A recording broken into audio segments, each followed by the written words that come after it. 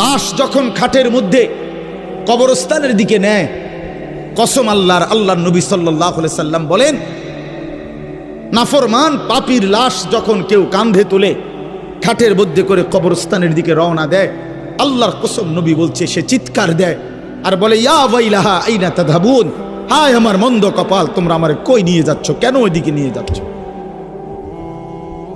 রাসূলুল্লাহ সাল্লাল্লাহু আলাইহি ওয়াসাল্লাম বলেন, ওই নাফরমানের চিৎকার আল্লাহর সমস্ত মাখলুকাত, শুধু মানুষ এবং জিন ব্যতীত বাকিরা সবাই শুনতে পায়। ওয়ালাউ সামিআল ইনসানু লাসাইকা, নবীজি বলেন মানুষ যদি একবার শুনতো, সাথে সাথে সমস্ত মানুষ চিৎকার দিয়ে বেহুশ হয়ে পড়ে যেত,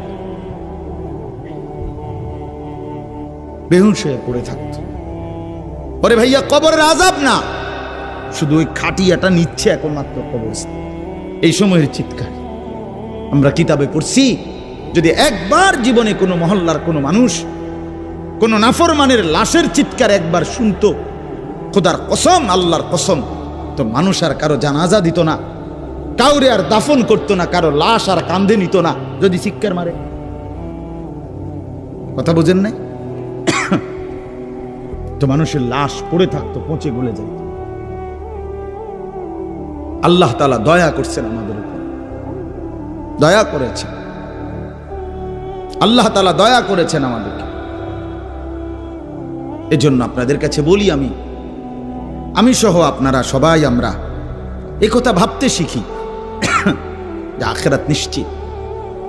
ছেলেরা আমার, ভাইয়া, কেন এই রং তামাশার এই জিন্দেগি? এক ওয়াক্ত নামাজ পড়তে চাও না, চুল থেকে নিয়ে পায়ের নখ পর্যন্ত রাসূলুল্লাহ সাল্লাল্লাহু আলাইহি ওয়াসাল্লামের কোনো নমুনা নাই, সাহাবায়ে কেরামের কোনো নমুনা নাই, কোরআনুল কারীমের একটি শব্দের সাথে তোমার কোনো সম্পর্ক নাই, নবী সাল্লাল্লাহু আলাইহি ওয়াসাল্লামের 23 বছরের জিন্দেগির সাথে তোমার কোনো সম্পর্ক নাই। এ কেমন জিন্দেগি ভাইয়া?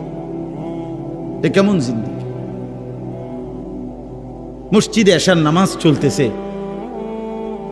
ওরা স্বেচ্ছাসেবকের কার্ড গায়ে দিয়া সবাই দাঁড়ায় আছে এখানে, তো তুমগো নামাজ কোন দিন?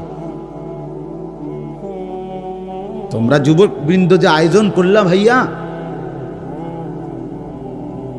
তো তোমাদের নামাজ কোন দিন হবে?